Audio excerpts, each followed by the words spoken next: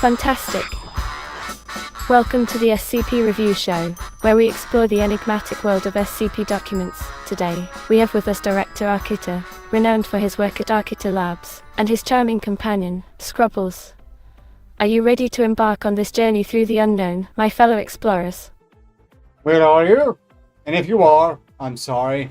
First off, I must confess to a bit of a bait and switch. You see, you might have assumed I was going to go over this SCP here. You know, the famous cursed medallion that turns anyone who wears it into Dr. Bright, which I'm surprised to see still on the wiki, given that there's been some sort of effort to purge the character Dr. Bright that is colossally stupid, and something we're not going to get into. However, we're going to get into something almost as stupid. For you see, this is the medallion we're going to review. This one is. Perhaps you don't recognize it. It is the not Sniffles, Scrubbles. This is Scrubbles. Scrubbles is the highest, lowest on the rung of the three brothers. I swear even now he's trying to hide from the camera. Don't know why though. He's got nothing to fear from us. I mean, we don't push him around. I don't. His brothers do though. His brothers do. Why? Excuse me, Assassin Grey. Why shouldn't I remain armed? Even in the spirit of my means. I reserve the right to wear whatever ridiculous sci-fi weaponry I see fit to wear at any given time.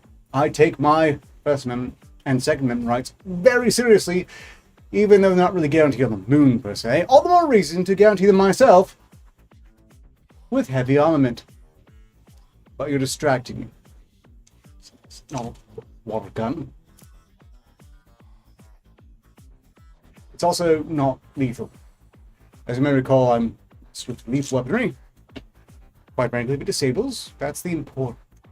Oh, 5 viewers, 5 thumbs up, 100% appreciate. Moving on. Greetings in chat to Brain Shatter, Cage Show, Beaches Benton, Assassin of the Grey, Snoopy SN100, anyone else who might be lurking, although with 4 concurrent viewers and 6 likes, I think that's probably about everyone. Thanks to whoever just dropped by to pop a like, I suppose. Where were we? Oh yes, the Christian Medallion, the Sonatry Medallion, which has been proposed as a reason for the downfall of assorted internet celebrities who got one and then lost their damn minds. So rather than going into an SCP right off the bat, we'll go over something that should be an SCP at this point. The Christian Sonatry Medallion curse. This comes to us from Know Your Meme, and I'm just going to read this off to you. First off, notably, you would have seen this coming if you'd paid close attention to the thumbnail I made. I was slightly late in setting everything up, in the process of getting that thumbnail made, you know. Oh, another thing about Scrubbles, he has the longest, sharpest claws, which he is not cautious with at all. And I do love him, truly. But if he doesn't keep his claws on the shirt, we're going to have a little chat. Thank you. About Christian Sonatry Medallion Curse, or the Sonatry Curse, refers to a series of memes claiming that people, particularly content creators, who are gifted and wear Sonatry replica medallions based on the medallion Christian wears, are cursed to have their lives or careers fall apart, or both at the same time in some cases. Memes about the curse first started spreading as early as February 2024, but were popularized as a meme that May surrounding the arrest of Nick Arketer, inspiring memes and posts about how he succumbed to the curse. The memes were also targeted at YouTuber iDubbbz, who wore a gifted Sonatry medallion in a 2015 unboxing video. I've been wondering what exactly might have turned iDubbbz into a pathetic satire of himself. I'm not going to blame the medallion personally, but it's very SCP-ish, wouldn't you recall? Threatened by... Excuse me. Life sciences research would not be making a gynoid. They deal with living things. Androids, gynoids, are not living. Enough distraction. Origin. It's unclear when exactly the Sonichu Medallion curse first became the subject of memes, the earliest known mention of the curse was posted by an ex-user, Spreejade, on February 21st, 2024, who wrote in response to an image of Nick Arketer seemingly drunk, "The Sonichu curse is real. Just ask Keffels." Again, I'm more inclined to think the medallion just awarded to people that are recognized as being complete fuck-ups in their life. And then the people went on to prove that they were gifted the medallion correctly. But let's entertain the theory a bit longer. This post makes reference to YouTuber and lawyer Nick Arketer, who throughout early 2024 started to show signs of intoxication on his streams, raising concerns from viewers. Months early, on October 14, 2023, Arketer hosted a stream on Rumble in which he tells a story about he received a mysterious package containing a cryptic note and what appears to be a replica of Chris Jan's Sonichu medallion. During the stream, he puts on the medallion shown below, he uploaded to YouTube. And when you click the video, it's enough to just see it. I keep track of all the research here. I presume that one of my duties, it's not biologically living. Synthetic spread. On April 21st, 2024, YouTuber Ashton's Moves posted a video titled "The Proof of Sonichu Curse." Nick Arketer, compiling clips of Nick Arketer putting on medallion, footage of him purportedly drunk, and footage of Chris Chan garnering over 1,100 views in a month, shown below. On May 22nd, 24X, a user named Folder Bloat posted a tinfoil hat Pepe meme, writing, "So just to get this straight, someone mailed Arketer one of Chris Chan's real Sonichu medallions with a letter saying, 'A new host has been chosen.' Nick put on the medallion. Nick then became an alcoholic drug addict, garnering over 10,000 likes in 2 days, shown below. This earliest known post suggesting the medallion was cursed. Memes about the so-called Sonichu medallion curse became increasingly popular over the following days, leading up to Arketer's arrest on May 23rd, 2024. Hours before his arrest was made public, ex-user No One Cares, Chris Bors, actually, I'm going to be playing a video from them, best known for his irate gamer YouTube persona. I had no idea it was the same guy. That's hilarious. But now working as a ghost behaviorist, posted a video about the medallion theory, offering some support for the theory that it was cursed, gathering over 900 likes in a day, shown below. This is what happened to our gamer guy. Extraordinary. I know I was going to play the video. No, I think I'm gonna.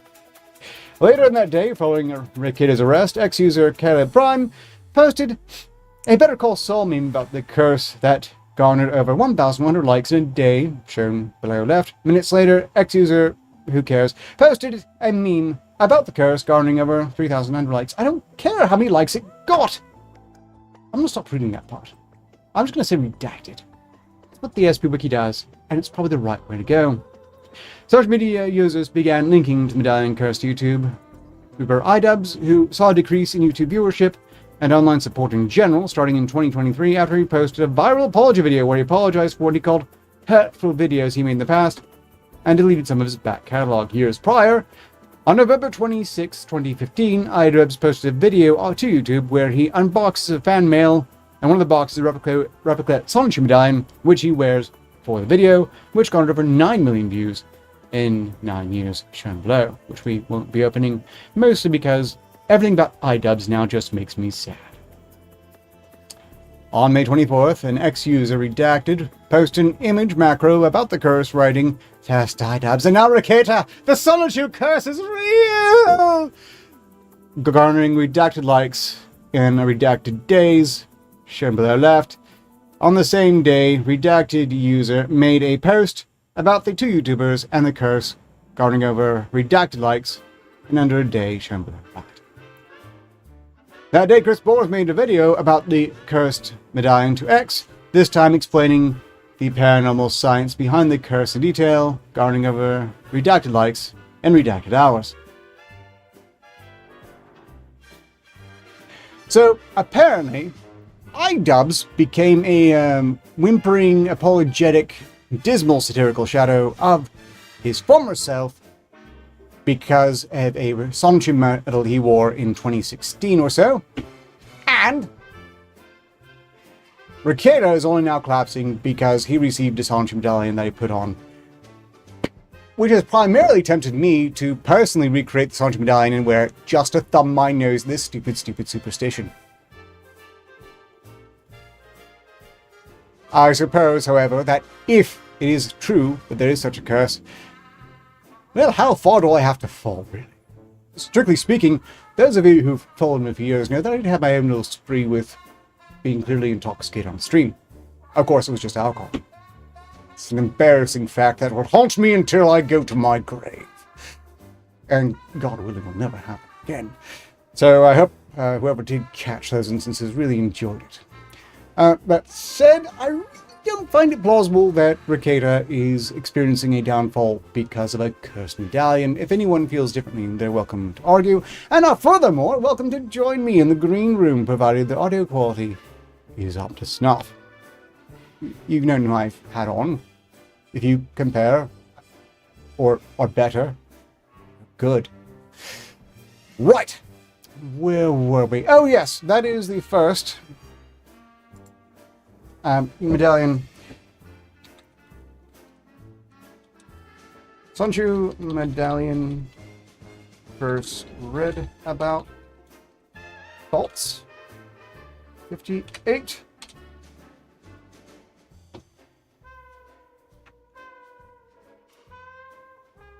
Oh, indeed.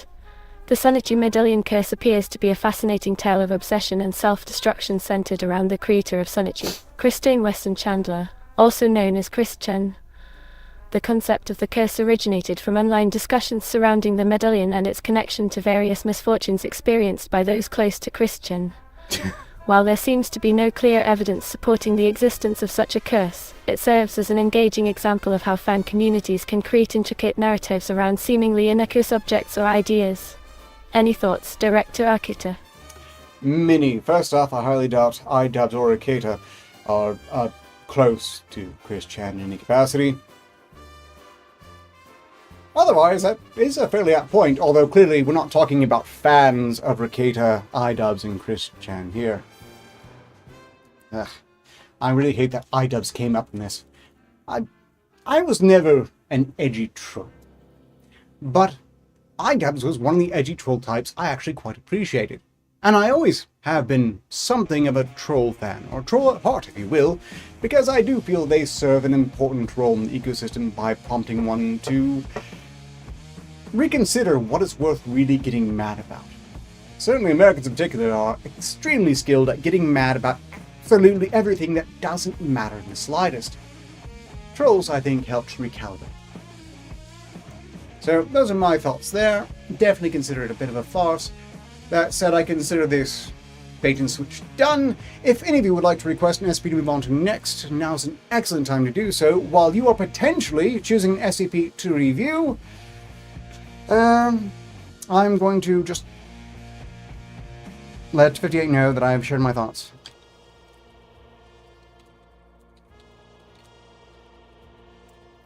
And, I know, Excellent. Moving on to our next file, shall we? Indeed, let's. Momentarily first, we're rattling off a game. It's Tin Can, Escape Pod Simulator. If you've been paying attention to the news, well then I think the topic will resonate with many of you, as it does with me. Being in an escape pod. Escaping. Well, you all. Primarily. I already did. I do feel a bit bad about that, you know, because you all will have to face the wrath of quite possibly a civil war and a nuclear war all at the same time, and that's gonna suck for you all. It's gonna hurt my heart. It's any consolation. The trailer for Tin Can.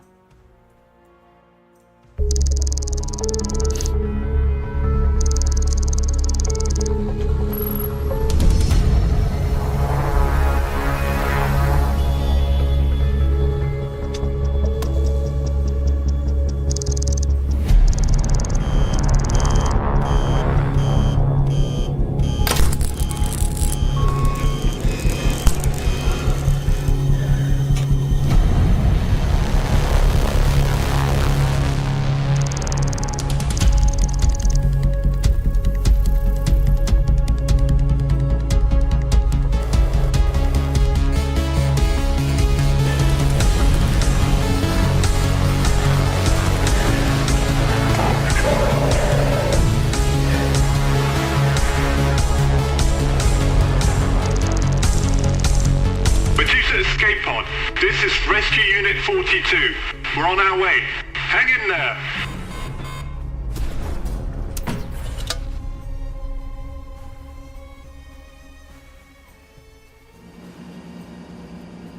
Tin Can, Escape Pod Simulator.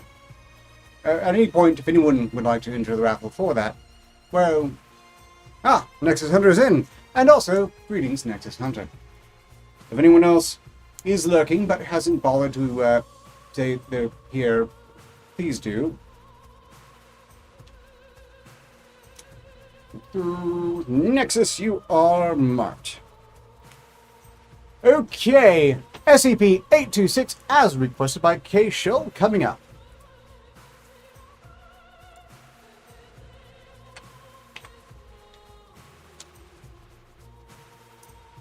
Not to push this too hard, as I'm aware that tough times are underway and probably going to get much, much worse. Much, much worse. So much worse. But, you know, if you find you have a bunch of disposable money and want to obligate me to read a specific FCP file, you know, we've done before, you know, the Streamlabs is in the description to use that in. No pressure. Next up, SCP-826, Object Class, Safe, and I have a bit of an issue here I need to take care of real quick.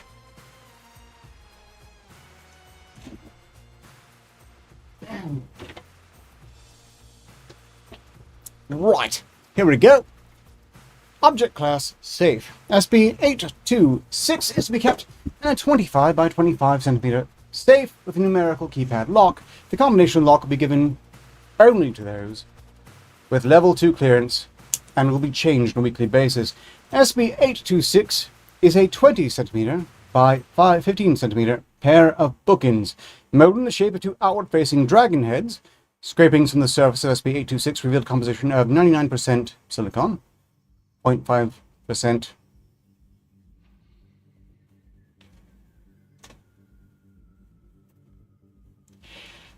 stuff, consistent with high-grade pewter. However, it is unclear whether SCP-826 is solid pewter, or whether pewter is merely a plating for some unknown element which gives the SCP its properties.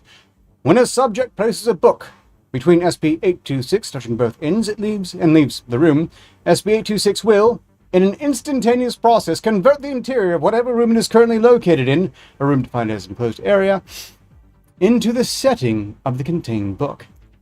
Any form of entry to the room will instead open to a random location in the book's setting. During this transformation process, SCP-826, along with the contained book, will relocate to another part of the book's setting, showing a preference for places where books are normally found, libraries, studies, etc. To reverse the effects of SCP-826, a subject must remove the book from SCP-826, then exit whatever room SCP-826 was found in. The subject will find themselves outside the original room of SCP-826's containment, while SCP-826 containment room will be restored to normal. In addition, the subject will find themselves at a random temporal location within the book's plot, ranging from the beginning to near the end of the book. If the subject does not find SCP-826 within the setting before the end of the book, SCP-826 will reset the setting, starting the book's plot over.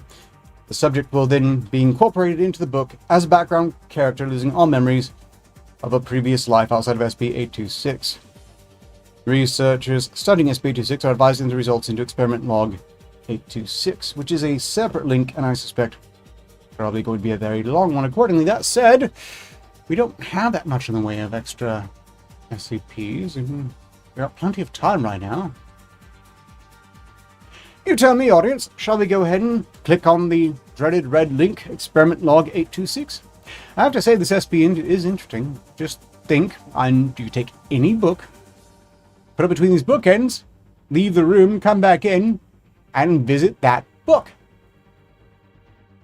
That said, I have no idea how there's a timer going on along the plot. I assume all the characters there are brought to life as well. It's not just the room, not just the location, but all the characters doing whatever happens in the book.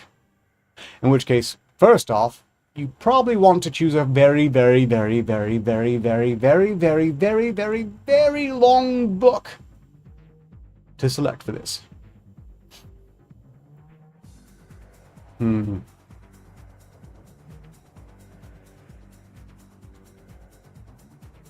okay then. We're going into it.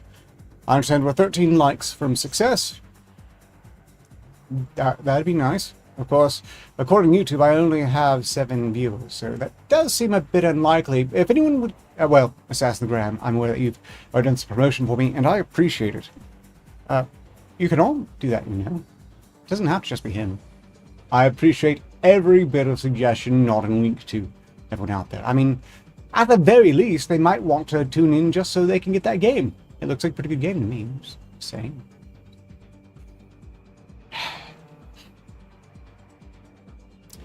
Okie dokie, experiment log 826.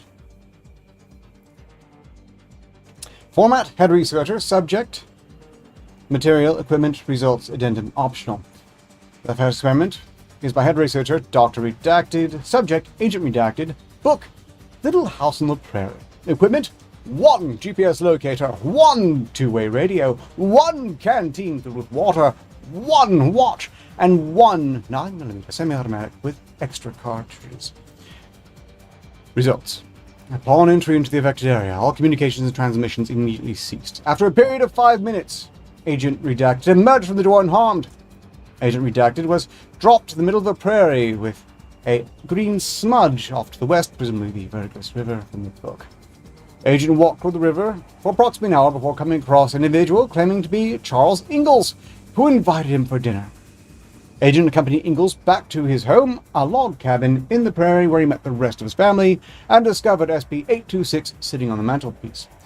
When Agent pointed out SCP-826 to the family, they claimed SCP-826 was not there before, but did not appear concerned about its presence. Agent then ate dinner with the family, and afterwards asked if he could take the SCP-contained book with him. The family allowed him to take the book. Agent proceeded to remove the book from SCP-826 and exit through the cabin door into the research team's room. Display time on watch consistent with Agent Redacted's report that he had spent several hours in the setting. Addendum.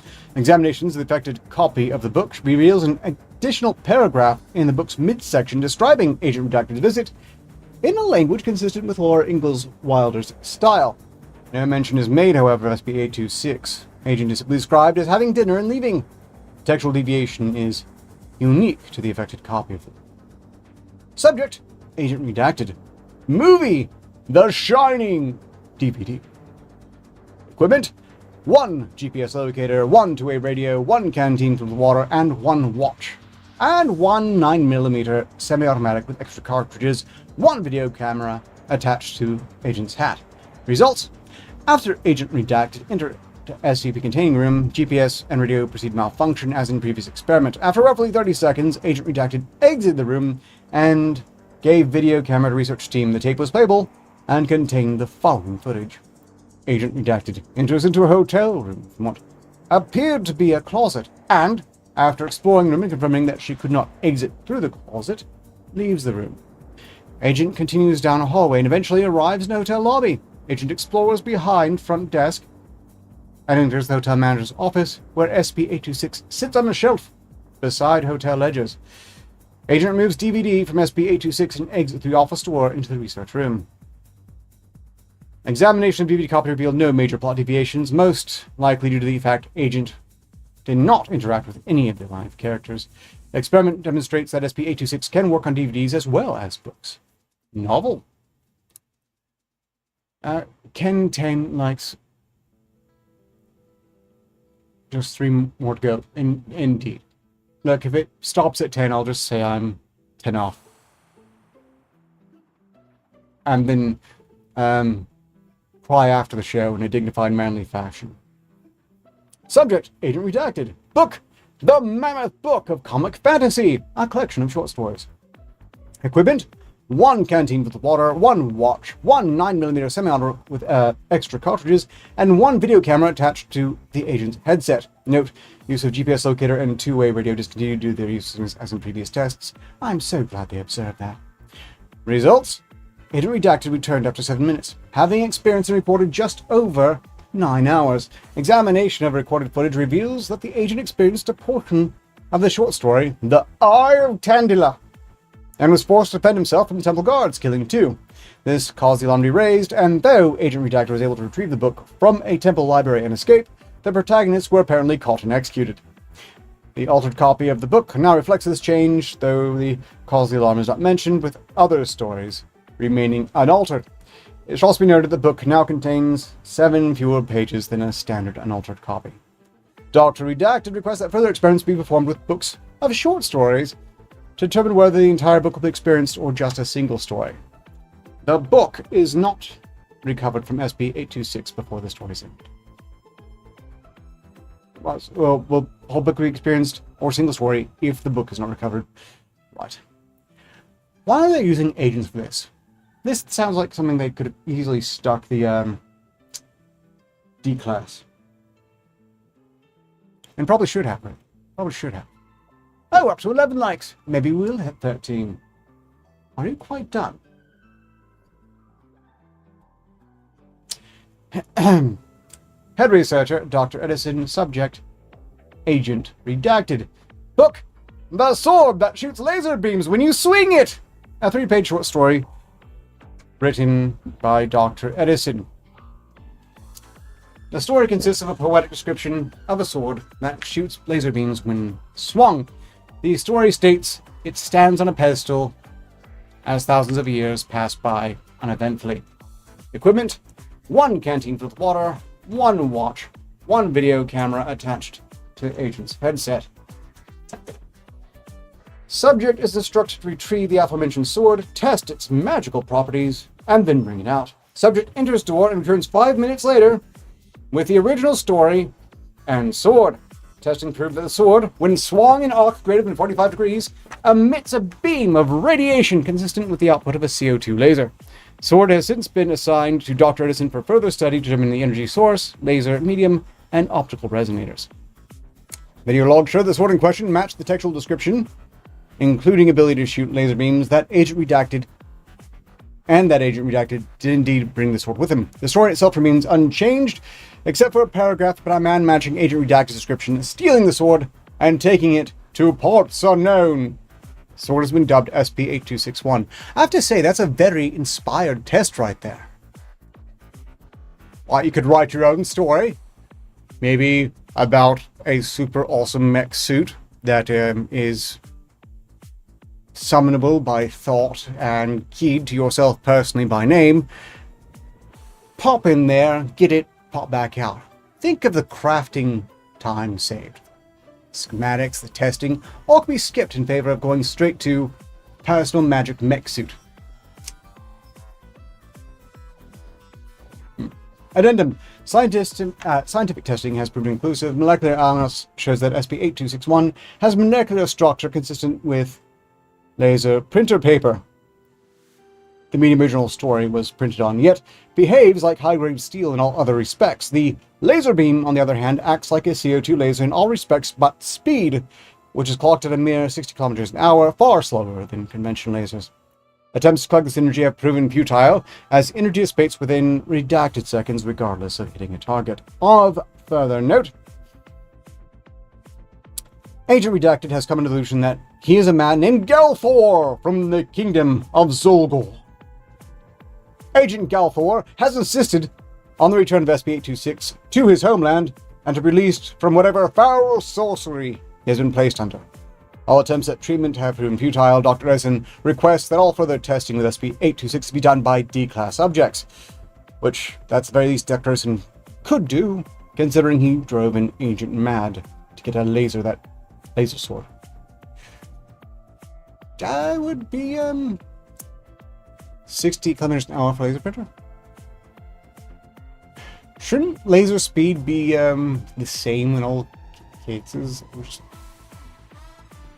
The fact that it would be a laser that travels slower than the speed of light would be itself distinct.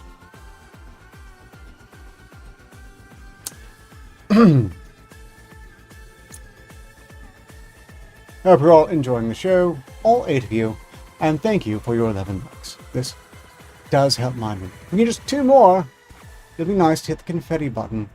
Truly. Moving on. Subject D82601. Book. The Sword That Shoots Laser Beams When You Swing It. A 3-page short story written by Dr. Edison. Same copy that resulted from previous test, alterations at all. Equipment.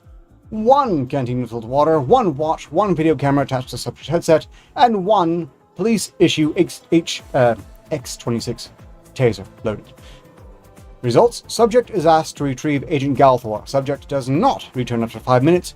Agent Galthor enters SCP-826 and retrieves the story without incident. The story has now additional details on a man in strange garb that tries to stop Agent Galthor with magic weapon, hereby unknown to man, which matches the description of the X26 police taser. Story then describes Agent Galthor injuring D82601 with SCP-82601 before locking him in the foulest of dungeons in Castle Highland. Recovered footage confirms incident. Interesting. Subject D82602, D82603, 04, 05, 06, and 07, all of whom have military training. Book. The Sword That Shoots Laser Beams When You Swing It. A 3-page short story, again written by Dr. Edison. Same copy that resulted from the previous test. Equipment. 6 canteens, 6 watches, 6 cameras, and 6 police issue X26 tasers. Noted. Subject given successfully apprehend Agent Galthor and D82601, leaving SCP-82601 behind. Story acknowledges all changes, describing 6 rogues who clamored to avenge the blood of their fallen brother, capturing Agent Galthor. Addendum. Agent Galthor is still experiencing pathological illusions and remains convinced that he is a knight named Galthor. Likewise, D01 claims to be a blood wizard named Rothmorn, seeking to claim SCP-8261 for himself, and D82601's X26 taser has turned into a magic staff capable of shooting lightning and is hypothesized to have physical properties similar to SCP-82601. Item has been labeled SCP-82602 and has been sent to site redacted for further testing. Also, subjects D82602, 03, 04, 05, 06, and 07 are now claiming to be Knights of the Throne sent to aid Galthor. Addendum 2, as per the previous experiment, Agent Galthor, subjects 02, 03, 04, 05, 06, 07, and 02 disappeared at a redacted time, exactly 72 hours from exiting SCP-826. Story now says that Galthor was indeed accompanied by 6 Knights of the Throne, who were armed with arcane weapons given to them by the good wizard Edison Grad, and all researchers that had been handling SCP-02 or 86 are accounted for. Further monitoring of researchers handling objects from SCP-826 is recommended. Okay, seriously, how'd that thing know my name? I'm sure I didn't tell either agents, and I'm damn sure I didn't tell any subjects. I know this turns up so much online work, and it's kind of cliche, but I think that thing might be sentient. Signed, Dr. Edison. Head Researcher, Dr. Aaron Torres. Subject, D87631. Material, a copy of A Game of Thrones by George R. R. Martin. Equipment, 1 military-grade saber. I don't know about you, because and I'm not sure how much I should say on this point, because I never read any of the Game of Thrones books, and kind of despise them as a concept. Please note that just because I dislike the thing you might like, it's okay. You can like things I don't like. Tastes differ. Moving on. I just don't see how they would think anything good would come out of sending anyone into a book by George R. R. Martin.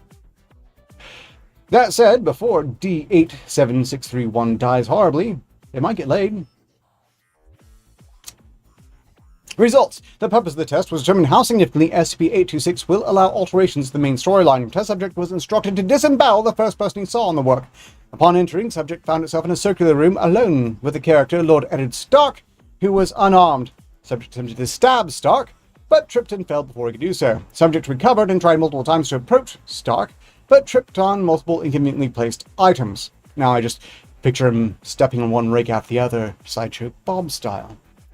Subject eventually managed to stab Stark, but apparently only gave a minor wound. Subject retreated from the room and eventually found the book in a library within the castle. Upon retrieval, the text itself had not been significantly altered, though the only recorded change of the text were multiple new paragraphs regarding attempt on Stark's life by a rather unintelligent and bumbling assassin. Presumably, SCP-826 will adjust settings and events in minor ways to prevent major changes to the work's core continuity.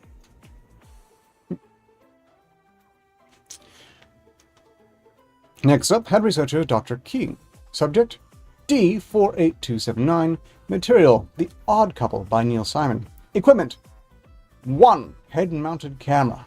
Results, subject arrived in a landscape consistent with pioneer-era America. He encounters a man traveling down a road matching historical descriptions of Jonathan Chapman, who greets the subject and continues walking. Subject sees SCP-826 in the branches of a nearby tree, then returns to the testing chamber through a passage in the hollow of said tree. The book originally placed in SCP-826 is found to have been replaced with a modified copy of Johnny Appleseed by Rosemary Carbonet.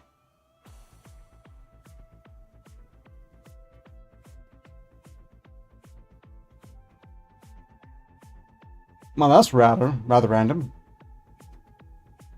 Very well. Next up, head researcher Dr. Praetorius, which I'm sure is his real name, and not a name he invented for himself because he's terribly insecure about something. Subject D21094.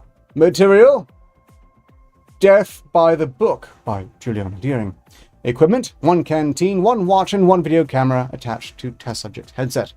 Results, upon entering, the test subject returned after 15 minutes. After interviewing subject and interviewing the footage, it was discovered that the beginning of the novel was the first location found by the subject, being the murder scene that is interrupted by the investigated by the main characters and sets the stage for the remainder of the book. The characters, being from a 1930s period piece, reacted inquisitively to the D-class alien clothing and behavior, but did not impede the subject's examination of the surroundings.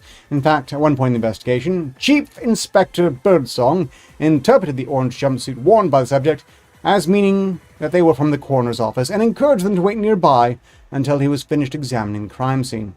It was at this time the video showed the murder weapon used in the crime and sitting next to the body. Originally written as a marble bookend shaped like a bust of William Shakespeare, it was in fact one half of SCP-826. The novel that had been entered was lying on the floor, roughly halfway between the murder weapon and the other half of SCP-826. The test subject immediately retrieved the novel, despite the protests of the characters, and exited the novel before they could react. Upon examination, the novel now contained an additional character to the first chapter, described as an opportunistic thief who took advantage of the crime to pilfer the belongings of the deceased. Of special note is that the murder weapon was now a handsome bookend of particularly high quality. Excuse me. Why was it rejected? Well, greetings, Carlos Fish, and Bogmans. This is the first reported incident of SCP-826 integrating itself into the plot of the novel. It might be an indication of sentience, or merely the narrative taking advantage of the fact that the SCP is identical to an item already in the novel. More testing is suggested. I'm going to go back and check. This should be Euclid regardless, or maybe not. Again, if these bookends don't have anything between them, and they never activate outside of that, then they're still safe. Even once if they are activated, they start exhibiting potential sentience. Head researcher, Dr. Korn, who, being humbly named, I have no doubts about their abilities. Subject D6187. Material, an attempt to deal with a problem. A 4-page booklet that details the adventures of a small boy who finds a stick, which instantly and permanently kills any lizards it comes in contact with.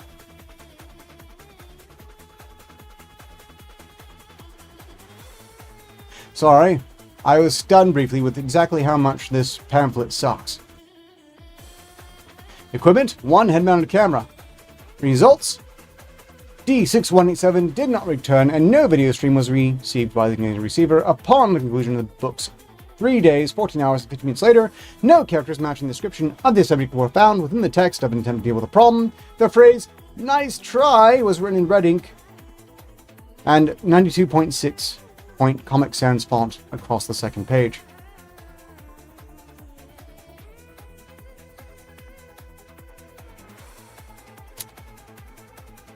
Bit confused from that one.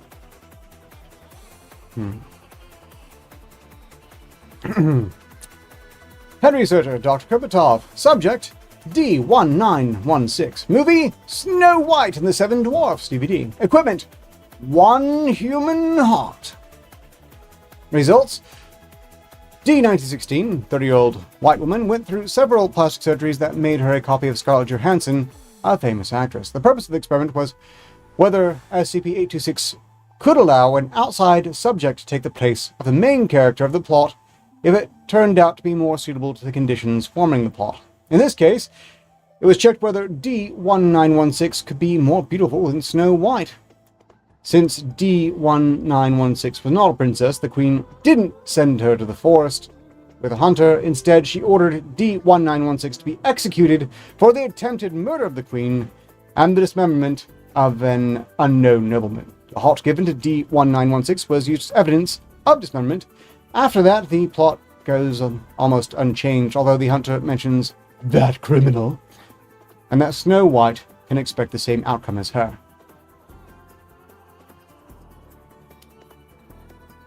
I have some questions. Was D1916 put through several plastic surgeries, or did they go through several plastic surgeries before they wound up in Foundation custody? Because I'm thinking extensive plastic surgery to a D-class just to send them off to die is probably something ethical board, the Foundation. They do have an ethical board. At least several iterations of them do. It's all a joke. Subject D3721.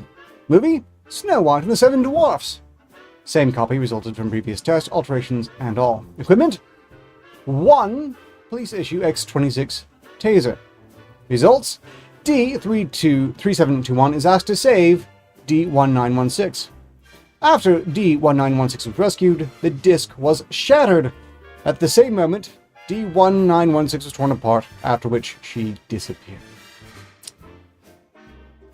Unfortunately, even the destruction of the data carrier cannot save incorporated victims. Signed, Dr. Kurbatov. Subject D2380. Material No More Diseases. A short story about a box full of SCP-500, which stands in an abandoned hunter's house on a hill near the forest in which no animal lives, for a long time since the hunter shot everyone and then died of hunger himself. The plot emphasizes that the hunter used SCP-500 to cure any disease. Equipment 1 head-mounted camera. Results the purpose of the experiment was to test whether objects pulled from the story could be used for practical purposes. The subject was instructed to pick up a box of SCP-500 and take the box with him. The effect of SCP-500 was tested on 2 rabbits, 2 foxes, and 2 wolves. A personnel file was created for each animal, with a small dossier and a story about the purchase of these animals by the fund. Exactly 72 hours later, a box full of SCP-500, D2380, and the animals disappeared along with their personal files. In the story, there is mention that the son of the hunter lives in a hunting lodge, for whom the hunter gave all the food when he could no longer find animals in the forest. The son of the hunter walks through the forest and watches foxes, wolves, and rabbits, and makes a promise to himself that he will not let them die so as not to repeat his father's mistakes, but will start gardening using SCP-500 so that the plants do not get sick.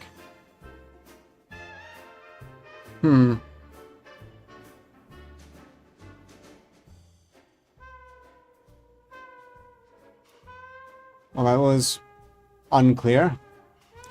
From the look of the rats, he agrees with you. Yeah, he's just happy to be scritched and not moved around too much. Again, quite possibly the laziest, most reclusive of the 3 brothers. Okay. This is taking a little bit longer than expected, but not that much longer than expected, because this was a red link, and I typically know better. That previous experiment was a bit of a failure. It was very unclear as whether or not the D-Class was able to retrieve the crate of SCP-500. Or if it did, and then just disappear randomly later.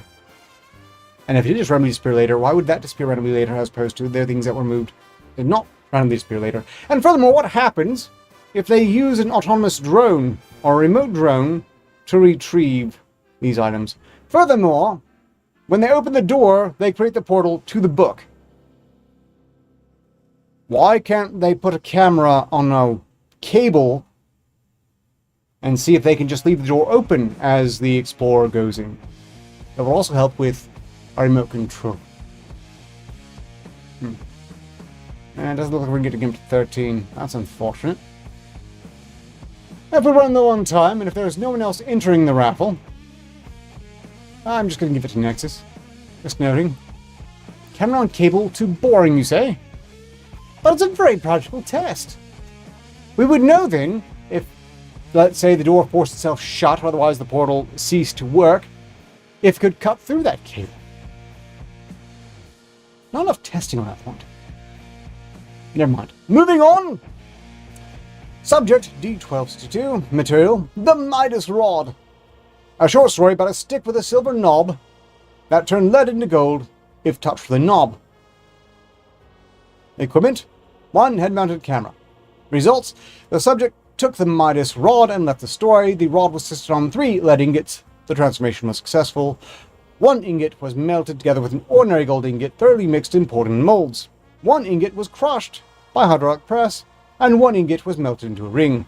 After 72 hours, 2 gold ingots and 1 gold plate, 1 gold ring, and D1262 disappeared.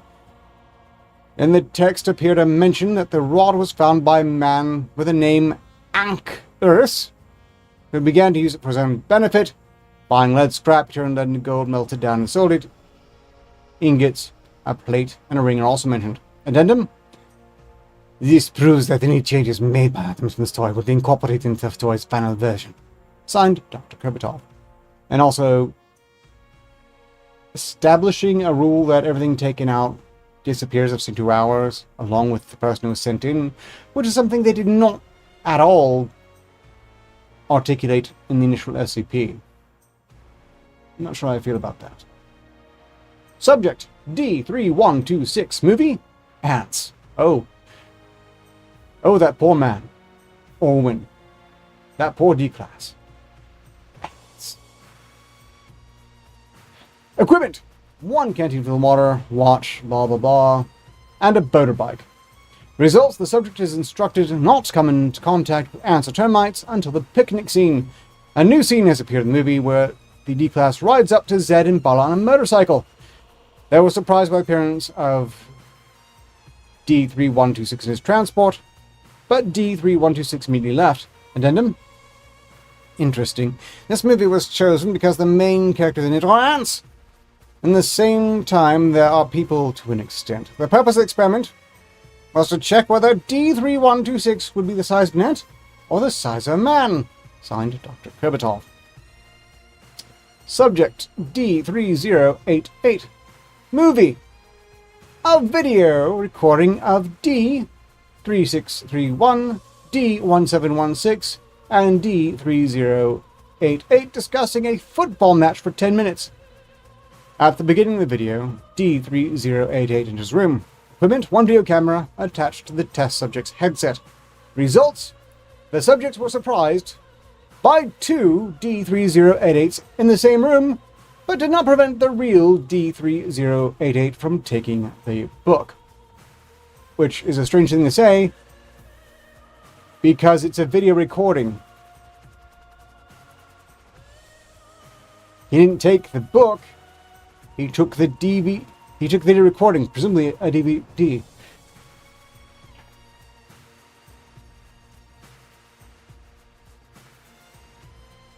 That's embarrassing. Improperly marked addendum. It seems that real people can be integrated in the video with their participation, as this would disrupt the plot. Subject, D3631 movie. A disc with a video recording of D1716 entering the room with SCP-826 on the table and taking the disc. Equipment, 1 video camera. Results, there were 2 SCP-826 on the table instead of 1. D3631 took one of the discs and left the room. He was monitored for 72 hours. D3631 was not integrated in the plot of the video. It seems that the object cannot integrate itself into a plot where it already exists. Subject, D3323 and 4434. Material, The Adventure of the Golden Pince-Nez by Sir Arthur Conan Doyle. Equipment, 1 camera. Results, before the experiment began, all information about D3323 was collected in one file, after which a copy of this file was made. In the copied file, the name D3323 was replaced by the name of D4434. Both files were printed out. D3323 returned with the pince-nez 20 minutes later and was placed in surveillance. 3 days later, he disappeared with his pince-nez. The electronic file around 3323 was damaged and could not be opened. The paper copy of the file became blank sheets. At the same time, the files with the name of D4434 remained intact. Subject, D4434. Material, The Adventure of the Golden Pince-Nez by Sir Arthur Conan Doyle. Equipment, 1 camera. Results, before the experiment began, all information about D4434 was collected into one file, after which this file was printed out. D4434 returned with pince-nez 20 minutes later and was placed in surveillance. 3 days later, he disappeared with the pince-nez. The electronic file about D4434 was damaged and could not be opened, and the paper copy of the file became blank sheets. At the same time, the files describing D3323, in which the name of D3323 name was replaced by D4434, remained intact. Addendum. Apparently, SCP-826 erases any truthful information that could confirm that the person embedded in the plot ever existed. At the same time, this effect doesn't work with information that has been deliberately changed to make it false. Signed, Dr. Kerbitar. Head Researcher, Dr. Lombardi. Subject, D37352. Material, a video recording of D82493 holding The Lion King DVD. She has been instructed to trade this DVD to D37352 for an identical copy. Equipment, The Lion King DVD, the same copy featured in the video recording. Results, subject encountered D82493 and traded DVDs without issue. D37352 returned shortly after. Addendum, items remain stable after 72 hours despite having emerged from the narrative. Content is identical compared to the control DVD. Molecular analysis of the item structure shows no anomalous properties. We've been focused on taking things from SCP-826, but we have never tried our trade. This experiment equalized value and mass. Further testing needed to see how those variables can be adjusted. Signed, Dr. Lombardi. Head Researcher, Dr. Chair. Subject, 0406. Material, a copy of the file for SCP-826 with a copy of the extended experiment log attached. How did they carry it in? Equipment, 1 9mm semi-automatic with extra cartridges and 1 camera attached to the headset, which is what a bold thing to give one of their D-classes. Results, the item was placed between SCP-826. Personnel overseeing the experiment waited 72 hours for the anomalous properties of SCP-826 to manifest. Although no change was observed in the room, testing was considered aborted, and the item was removed from SCP-826. Addendum, data expired. Please enter level 9 credentials of Athletics Department ID number. Okay. We can do this. Almost there. Addendum from Director Placeholder McDoctorate of the Pataphysics Department. Immediately following the test items removed from SCP-826, an individual identical to D-0406 in physical appearance emerged from a closet in his storage room in Site-57. This individual requested to be given access to SCP-826, which was denied. They were then designated person of interest 826-0406 and placed in containment. Person of interest 826-0406 claimed to be an employee by an alternate version of the Foundation and to have been sent into our reality for the purpose of retrieving SCP-826. They claim to have been instructed to remove the toxic material from SCP-826 and then exit from the nearest door into the quote-unquote real world. Following a side-wide search, a pair of bookends identical to SCP-826 in composition was found resting in the Site-57 archives. The files for SCP-826, with a full testing log attached, was recovered from between the items. The item was designated SCP-82602, and the original item was redesignated SCP-82601. Roughly 3 days after this incident, SCP-82601's containment room underwent radical modifications and was spontaneously transformed to the setting of the little house on the prairie. POI 8260406 began showing symptoms of severe amnesia, claiming that he had always been employed by our Universe's Person Foundation and having no memory of the incident which led to his retrieval by Foundation personnel. The day following the incident, a second individual, person of interest 82601, identical to Agent Gorthan, in physical appearance, emerged from the same closet in Site-57 and was recovered by on-site agents. Person of interest 82601 demanded to be given immediate access to SCP-82602 and the written material recovered along with it.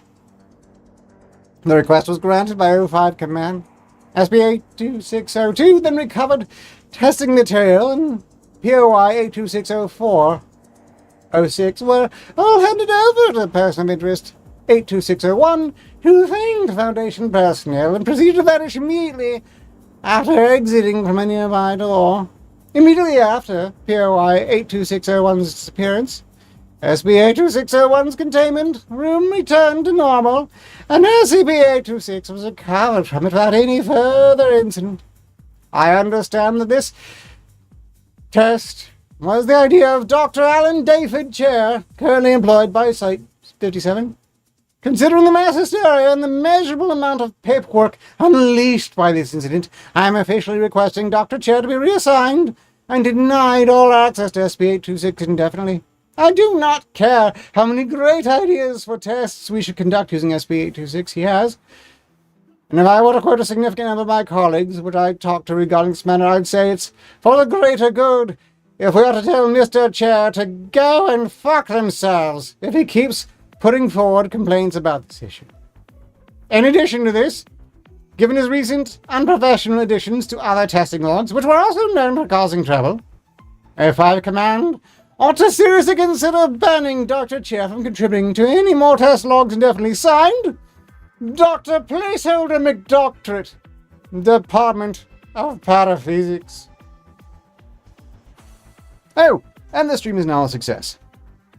Thank you, whoever out there came by to make this stream a success. Scrobbles thanks you, or would, if they had the slightest idea what the hell was going on at all. Which they don't. If you could zoom in on this camera, look into their beady little adorable rat eyes, you would recognize the rat face of sheerest confusion. Fortunately, especially domestic rats, are really good at just not giving a shit. Or maybe a little too good. We're not going to go on that. One more time, I'd like to remind you, we are rattling off a game. We only have one entry. Nexus Hunter. It's an escape pod survival simulator. I think it's pretty neat. Someone else should play in the raffle too. You know, for dramatic purposes.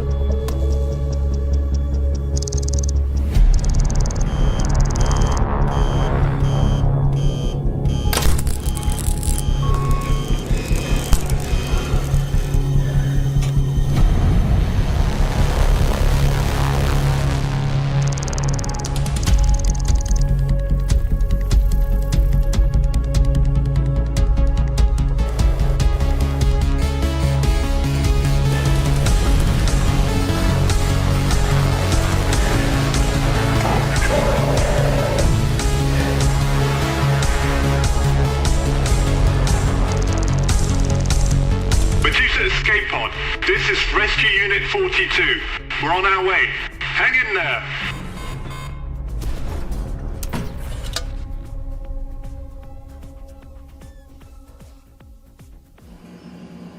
So, that's about it, right? Well, we now have 2 people into the raffle, which means that I have a reason to actually generate numbers. It's appreciated, especially because I suspect in at least one case it was just to prompt that. So let's get that out of the way, shall we? As before, the game will be raffled off.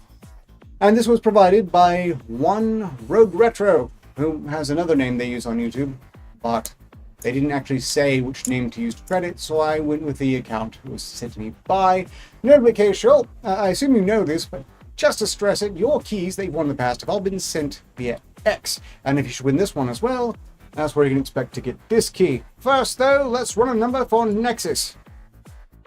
Nexus has rolled a very auspicious 71. Next up, a number for K Show, who rolled a not so as auspicious 2. So congratulations, Nexus Hunter, you have won the raffle.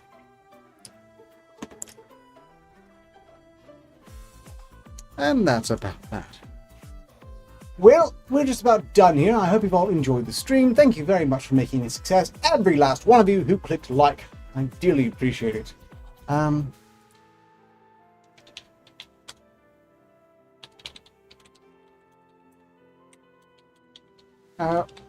If you are uncertain about the schedule, well, then I hope you're part of the Arketer Voluntary Reserve Discord server, where my schedule is still listed, but is quite possibly soon to change.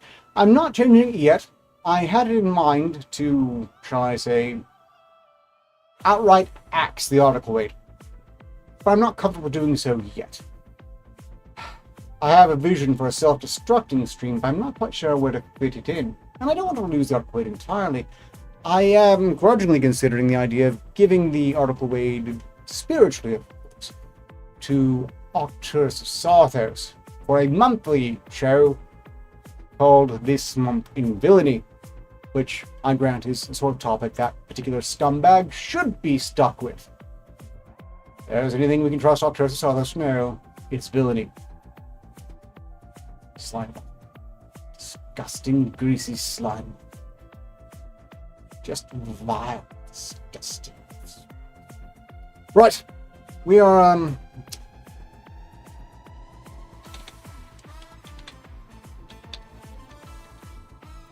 we're done. Alright, folks. Another thrilling episode of the SCP review show comes to an end.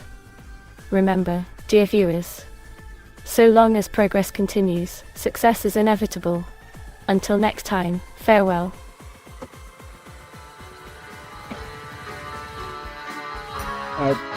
Goodbye.